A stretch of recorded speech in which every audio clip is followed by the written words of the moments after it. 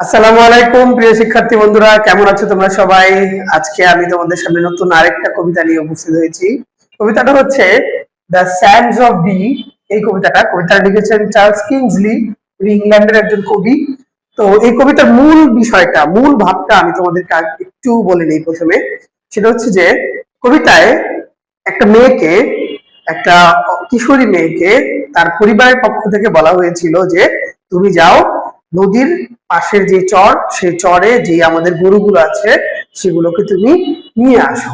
কিন্তু মেয়েটি যখন সেই গরুগুলোকে আনতে গেল, তখন প্রচন্ড ঝড় বৃষ্টি শুরু হয় এবং হচ্ছে গিয়ে সমুদ্রের উত্তাল ঢেউ শুরু হয়ে যায় এবং সেই ঝড় এবং ঢেউ আর জোয়ারের মাঝে মেয়েটি হারিয়ে যায়, মানে হচ্ছে মেয়েটি মারা যায়। পরবর্তীতে ওই নদীর জেলেরা তাদের মাছ ধরার জালে সেই মেয়েটিকে খুঁজে পায় এবং মেয়েটির মৃতদেহ তখন সেখানে নদীর পাড়েই তাকে দাফন করা হয়।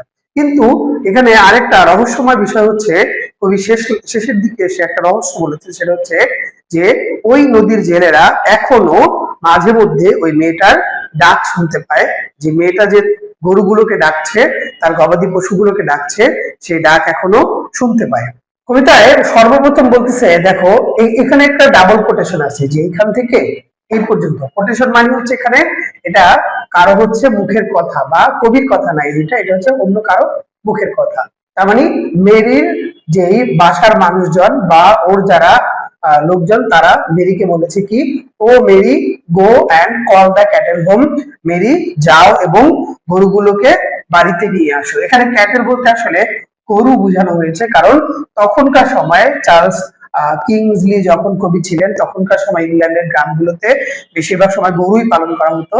তো ওই হিসেবে আমরা ক্যাটেল অর্থে এখানে গরু ধরলাম, যে O Mary, go and call the cattle home, যাও এবং গরুগুলোকে বাড়িতে নিয়ে আসো। And call the cattle home, and call the cattle home across the sands of Dee. Dee নদীর বালুকায়, ডি নদীর বালুচরে। হ্যাঁ, তোমরা খেয়াল করে দেখবা, যারা সমুদ্রে গিয়েছো বা যাদের বাসার পাশে বা গ্রামে নদী আছে, দেখবা যে নদীর পাশে চর থাকে, বালুকা থাকে। তো সেই চরে বা সেই বালুকায় গরুগুলো ঘাস খেতে গিয়েছিল। এরপর বলছে যে the western wind was wild and dung with foam. Western wind, পশ্চিমের বাতাস।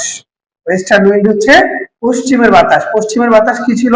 ওয়াজ ওয়াইল্ড। ওয়াইল্ড মানে বুনো ছিল, বুনো, বন্য। এখানে বাতাস আসলে বন্য হয় না। বাতাস ওয়াইল্ড বলতে এখানে বুঝিয়েছে ঝোড়ো বাতাস বা ঝড়ের বাতাস। অ্যান্ড ডাঙ্ক উইথ ফোম, এবং কি ছিল?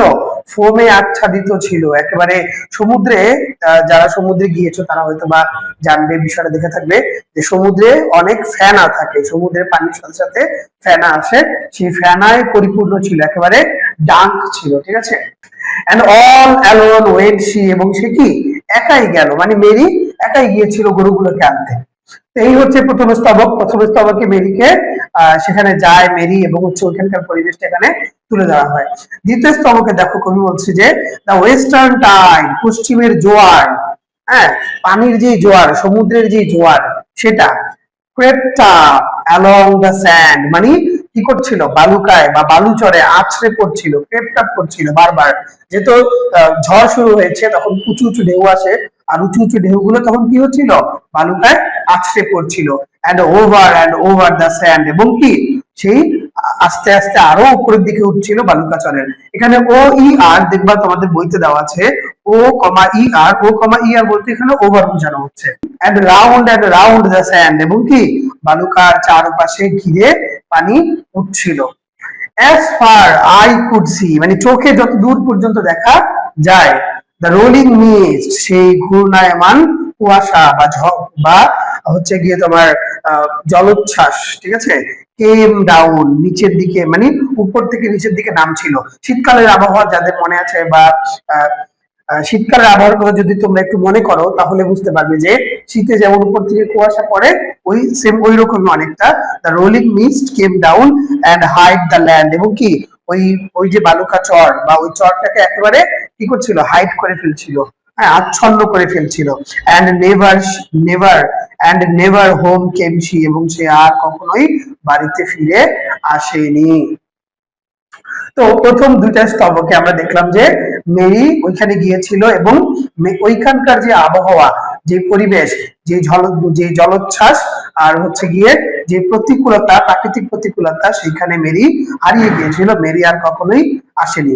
তাহলে ওইখানকার যে প্রতিকূলতা বা প্রাকৃতিক পরিবেশ, সেখানকার সেই পরিবেশে আচ্ছন্ন হয়ে মেরি আর কখনো ফিরে আসেনি। এবার চলো আমরা দেখি তৃতীয় আর চতুর্থ স্তবকে কি আছে।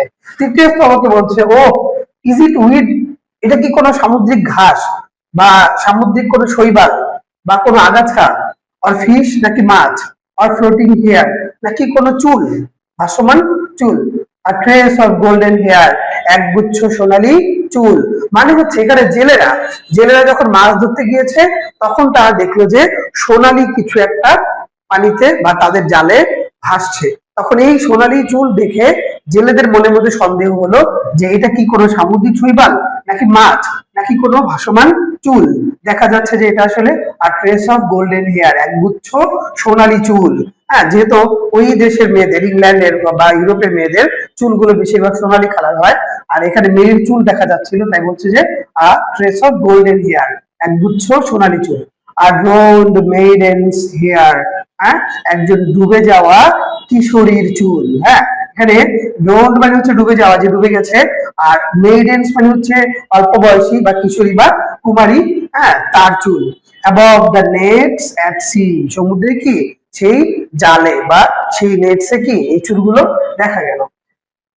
was never salmon yet that shone, was never salmon yet that shone so fair, এই পর্যন্ত এখনো, মানে এখানে বলছে যে was never salmon yet, এখনো পর্যন্ত ওইখানে এইরকম ভাবে উজ্জ্বল, ফেয়ার মানে উজ্জ্বল, হ্যাঁ, মানে স্যালমন মাছ এখনো এই এরকম দেখা যায়নি। মানে এটা অনেকে ভেবেছিল যে এটা হয়তো বা কোনো চুল না, এটা হয়তো বা স্যালমন ফিশ বা স্যালমন মাছ, কিন্তু আরেকজন বলছে যে না না, এই এখনো তো আমাদের এই নদীতে, এই সমুদ্রে এত পরিমাণ বা এত উজ্জ্বল স্যালমন মাছ কখনো দেখা যায়নি। তার মানে এটাকে among the states of D, মানে ডি নদীর এই খুঁটিতে বা এই এই জায়গাটাতে এরকম পর্যন্ত এখনো স্যালমন মাছ দেখা যায়নি, এত উজ্জ্বল সুন্দর ফর্সা।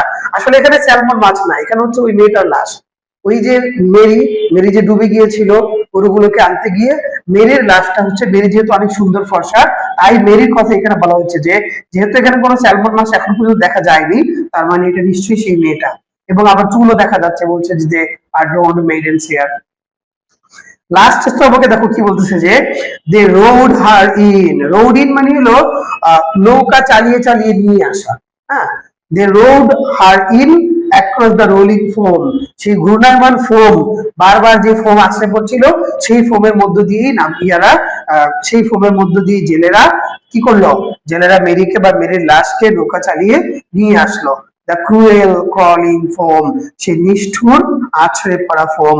দ্য ক্রুয়েল হাংরি ফোম, সেই নিষ্ঠুর সর্বগ্রাসী ফোম। এখানে হাংরি মানে ক্ষুধার্ত বুঝায় না, সর্বগ্রাসী বুঝাইছে বা বা সর্বনাশী বুঝিয়েছে, যে এই ফোম কি করেছে, মেরিকে ডুবিয়ে দিয়েছে, ঠিক না, এই জন্য এখানে হাংরি ফোম বলা হচ্ছে। To her grave beside the sea, তার কবরটা হচ্ছে ঠিক সমুদ্রের পাশেই, মানে মেরিকে ঠিক ওখানেই সমুদ্রের পাশেই কবর দেওয়া হয়েছে। But still the boatman hear, এই যে দুইটা লাইন, শেষের দুইটা লাইন আমি তোমাদেরকে বলেছিলাম শুরুতে, যে শেষের দুইটা লাইনে একটা কি রহস্য কবি উল্লেখ করেছেন, সেটা হচ্ছে যে but still the boatman hear, কিন্তু এখনো মাঝিরা শুনে, কি শুনে, আর কল, তার ডাক, মানে মেরির ডাক, যে কি দ্য ক্যাটেল হোম, হ্যাঁ, গরুগুলোকে যে মেরি ডাকছে আয় আয়, হ্যাঁ, এই যে ডাক, মেরির যে ডাক, সেটা এখনো মাঝিরা শুনতে পায়। Across the sands of Dee, Dee নদীর বালুকা জুড়ে বা ডি নদীর চর জুড়ে এখনো মাঝে মধ্যে জেলেরা বা মাঝিরা সেই কি করা হয়, সেই মেরির ডাক শুনতে পায়। আর ভিডিওটা ভালো লাগলে অবশ্যই শেয়ার করে দিবে।